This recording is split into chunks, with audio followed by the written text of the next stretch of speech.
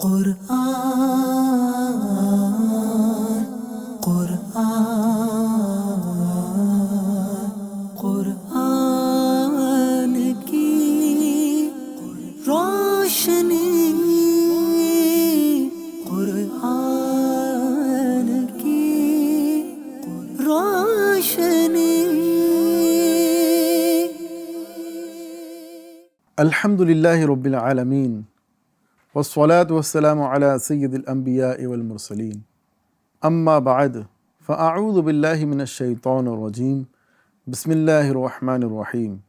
پڑھیے الصلاة والسلام علیک یا رسول اللہ وعلی آلک واصحابک یا حبیب اللہ، الصلاة والسلام علیک یا نبی اللہ وعلی آلک واصحابک یا نور اللہ۔ FGN چینل کے ناظرین، لیجئے آپ کو مرحبا کہتے ہیں ہمارے پروگرام قرآن کی روشنی میں۔ لیجئے سب سے پہلے ہم اس پروگرام میں درود پاک کی ایک فضیلت شامل کرتے ہیں۔ ہمارے آقا مدینے والے مصطفیٰ جناب احمد مجتبیٰ محمد مصطفیٰ صلی اللہ تعالی علیہ وآلہ وسلم ارشاد فرماتے ہیں، اگر تم کبھی کوئی چیز بھول جاؤ تو مجھ پر درود پاک پڑھ لیا کرو، انشاءاللہ عز و جل وہ چیز یاد آ جائے گی۔ سبحان اللہ۔ صلو علی الحبیب صلی اللہ تعالی علی محمد صلی اللہ تعالی علیہ وسلم۔ پیارے پیارے ناظرین، آج کے ہمارے اس پروگرام قرآن کی روشنی میں ہمارا ایک بہت ہی بہترین ٹاپک جو آج ہم جس پر گفتگو کریں گے، کلام کریں گے، اور اس سے متعلق قرآن پاک کی آیت، ترجمہ، تفسیر اور احادیث کریمہ اور ہمارے اسلاف کرام بزرگان دین کے واقعات سننے کی سعادت حاصل کریں گے۔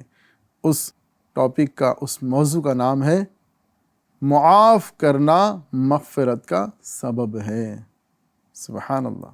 اللہ تبارک و تعالیٰ کی رحمت کو ابھارنے اور بخشش دلانے والے اعمال میں سے یہ بھی ایک عمل ہے کہ بندہ اپنے حق میں دست درازی کرنے والوں کو اللہ تعالیٰ کی رضا کے لیے معاف کر دے۔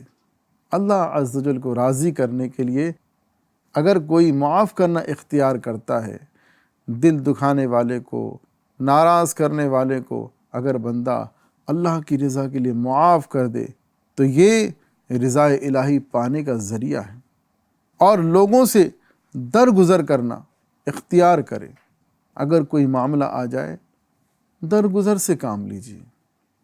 معاف کر دینا رب قدیر عز و جل کو خوش اور راضی کرنے والے عمل میں سے ایک عمل ہے، اور یہ سنت مصطفیٰ صلی اللہ تعالی علیہ وسلم بھی ہے۔ بلکہ آپ دیکھیں کہ اس کی بہت بڑی مثال ہمارے سامنے فتح مکہ ہے۔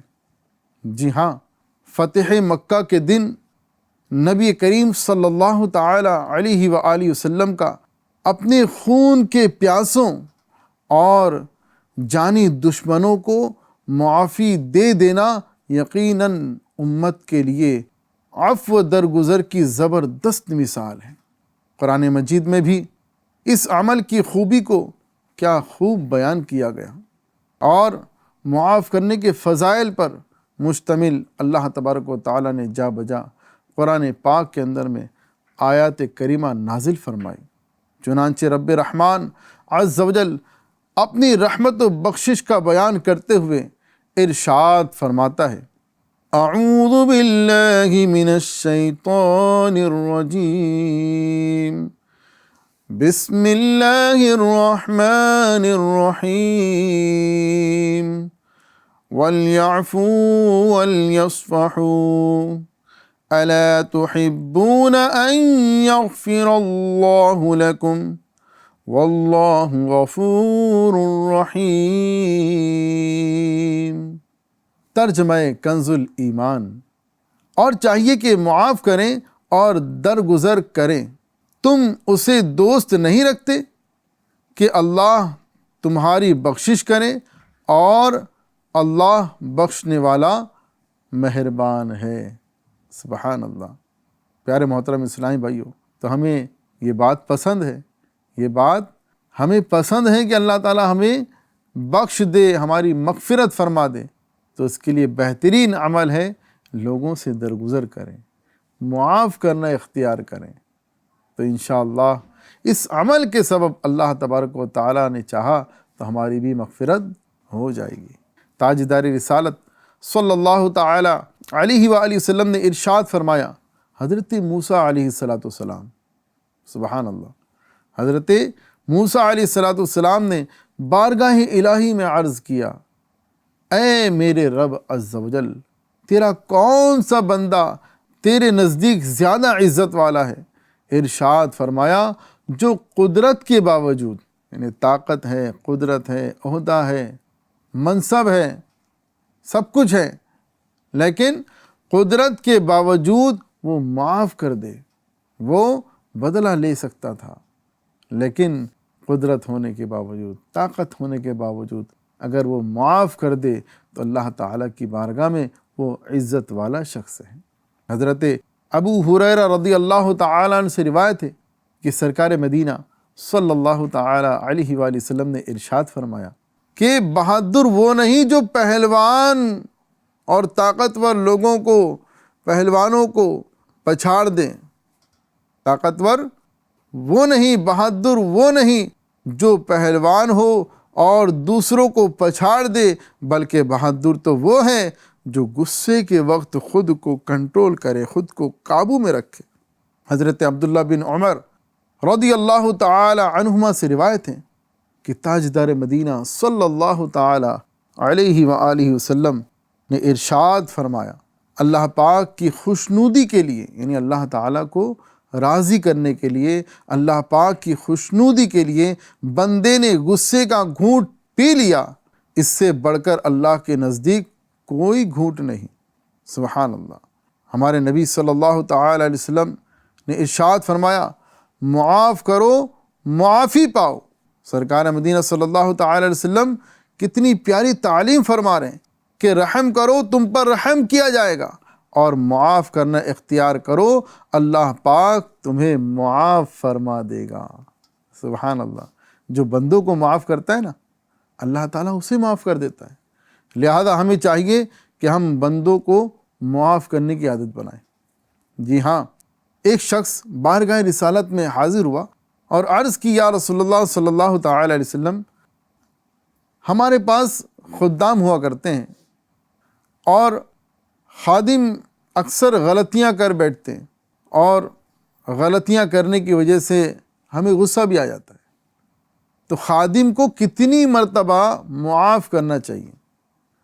جب اس نے یہ سوال کیا تو پیارے آقا صلی اللہ تعالی علیہ وسلم خاموش رہے۔ حضور علیہ السلام نے کچھ نہ کہا۔ پھر اس نے اپنا سوال دہرایا، دوسری مرتبہ بھی سوال یہی دہرایا، پھر تیسری مرتبہ میں بھی یہی سوال دہرایا کہ ہم اپنے خادم کو کتنی بار معاف کریں۔ جب تیسری مرتبہ اس نے یہ سوال کو دہرایا تو ہمارے آقا مدینے والے مصطفیٰ صلی اللہ تعالی علیہ وسلم نے ارشاد فرمایا، روزانہ 70 بار۔ مفسر شہیر حکیم الامت حضرت مفتی احمد یار خان نعیمی رحمۃ اللہ تعالی علیہ اس حدیث پاک کے تحت فرماتے ہیں کہ عربی میں جو لفظ 70 کا آتا ہے، یہ کثرت کے لیے، زیادتی کے لیے بولا جاتا ہے۔ یعنی جب کسی چیز کو زیادہ تعداد میں بتانا ہو تو وہاں پر 70 کا لفظ بولا جاتا ہے۔ کئی لوگ آج کل اپنے فلو میں بول دیا کرتے ہیں کہ 1000 بار فون لگایا ہوں، ایک فون نہیں اٹھاتے ہو آپ، 1000 بار تم کو آواز دی لیکن تم جواب ہی نہیں دیتے ہو۔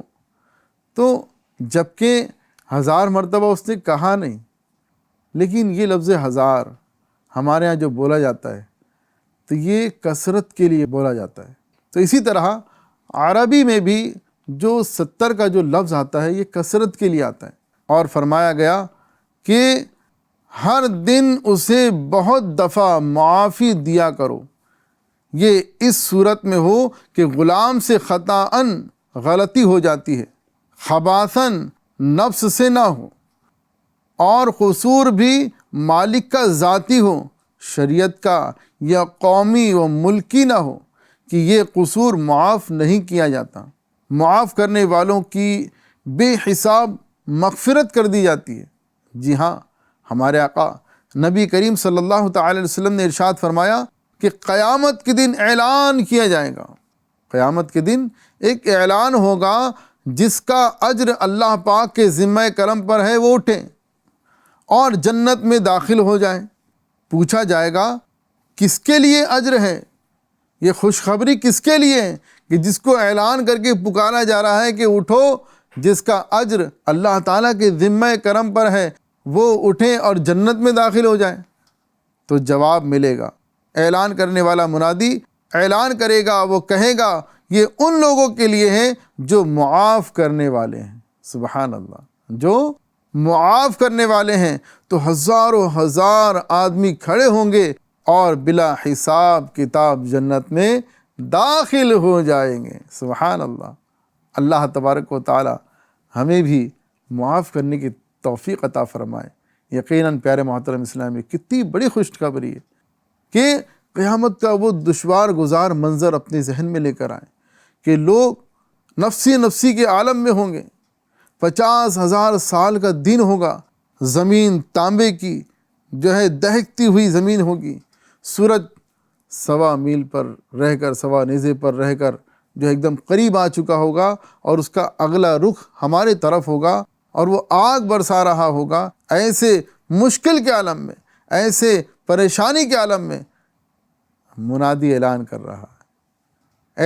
رہا ہے، خوشخبری سنا رہا ہے کہ وہ لوگ کہاں ہیں جن کا اجر اللہ کے ذمہ کرم پر ہے، وہ اٹھے اور جنت میں داخل ہو جائیں، بلا حساب کتاب وہ جنت میں داخل ہو جائیں گے۔ سبحان اللہ۔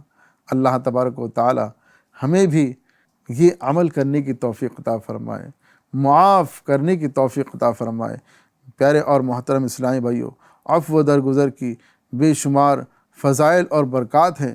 پیارے محترم اسلامی بھائیوں، حیات اعلیٰ حضرت میں ہے کہ میرے آقا اعلیٰ حضرت امام اہل سنت مولانا شاہ امام احمد رضا خان علیہ رحمۃ الرحمن کی خدمت میں ایک بار جب ڈاک پیش کیا گیا تو بعض خطوط مغلظات سے بھرپور تھے، یعنی اس میں بہت اعلیٰ حضرت کے بارے میں بہت غلط سلط الفاظ استعمال کیے گئے تھے۔ تو آپ کے چاہنے والے برہم ہو گئے، غصہ ہو گئے کہ ہم ان لوگوں کے خلاف مقدمہ دائر کریں گے، ان لوگوں کے خلاف کیس کریں گے۔ اعلیٰ حضرت رحمۃ اللہ تعالی علیہ نے فرمایا، جو لوگ تعریفی خطوط لکھتے ہیں، جو اتنے خطوط ہمارے لیے اس میں تعریف لکھی ہوتی ہے، وہاں پر ہماری تعریف کی جاتی ہے، تو ان کو پہلے جاگیر تقسیم کر دو، ان کو تحفے تحائف دے دو، ان کو جاگیریں دے دو، پھر گالیاں لکھنے والوں پر مقدمہ دائر کرنا۔ مطلب یہ ہے کہ تعریف کرنے والوں کو تو انعام دیتے نہیں، پھر برائی کرنے والوں سے بدلہ کیوں؟ سبحان اللہ، کتنا پیارا اور کتنا کریمانہ انداز ہے۔ اللہ کریم ہم سب کو اعلیٰ حضرت کے فیضان سے مالا مال فرمائے اور ہمیں بھی معاف کرنے کی توفیق عطا فرمائے۔ یقیناً پیارے پیارے اسلامی بھائیوں، FGN چینل کے ناظرین، ہمیں بھی ان اللہ والوں کی صفت کو اپنانا چاہیے۔ اگر ہم نے ان صفات کو اپنایا اور اپنے اندر یہ خوبی پیدا کرنے کی کوشش کی، یعنی عفو و درگزر سے کام لیا، تو ہمارا معاشرہ امن کا معاشرہ بن جائے گا، ہمارا معاشرہ امن کا، سکون کا، شانتی کا معاشرہ بنے گا، بھائی چارگی عام ہوتی چلے جائیں گی۔ اللہ تبارک و تعالی ہمیں ایک دوسرے کے ساتھ اچھے سے رہنے کی توفیق عطا فرمائے، محبت کے ساتھ رہنے کی توفیق عطا فرمائے۔ اگر کسی سے کوئی غلطی ہو جائے، کوئی خطا ہو جائے، تو کہہ دیں ٹھیک ہے، کوئی بات، درگزر کر دیں۔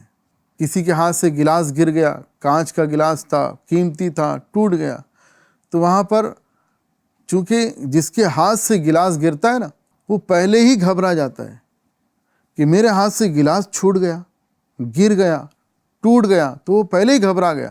اب آپ اوپر سے مزید جو ہے انتقام کا مظاہرہ کریں گے، غصے کا مظاہرہ کریں گے تو بات بننے کی بگڑ سکتی ہے۔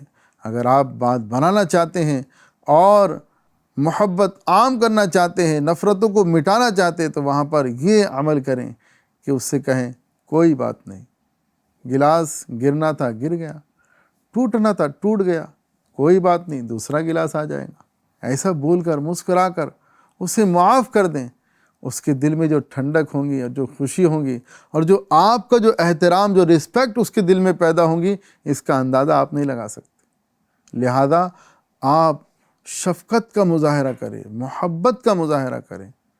کوئی بھی بات ہو جائے، آپ گاڑی چلا رہے تھے تو وہاں پر اس بات کا خیال رکھیں کہ آپ گاڑی سے جا رہے تھے، کسی رکشے والے نے آپ کو آ کے ٹھوک دیا، پیچھے سے اس نے ٹکر دی، اب آپ گاڑی سے نکلے اور جناب آستین چڑھا کر جو ہے اس کے سامنے جائے کہ تم نے مجھے جو ہے ٹکر دے دی، میری گاڑی خراب کر دی، یہ ہو گیا وہ ہو گیا۔ اتنا بولنے سے بہتر ہے رب کا شکر ادا کریں، رب کا شکر ادا کریں اور اللہ تعالیٰ کی بارگاہ میں کہ الحمدللہ رکشہ ٹکرایا ہے، اگر کوئی بڑا ٹرک اگر ٹکراتا تو میں تو پھس کر رہ جاتا، اللہ کا شکر ہے کہ تھوڑی سی چوٹ آئی ہے، کوئی میرا زیادہ نقصان نہیں ہوا۔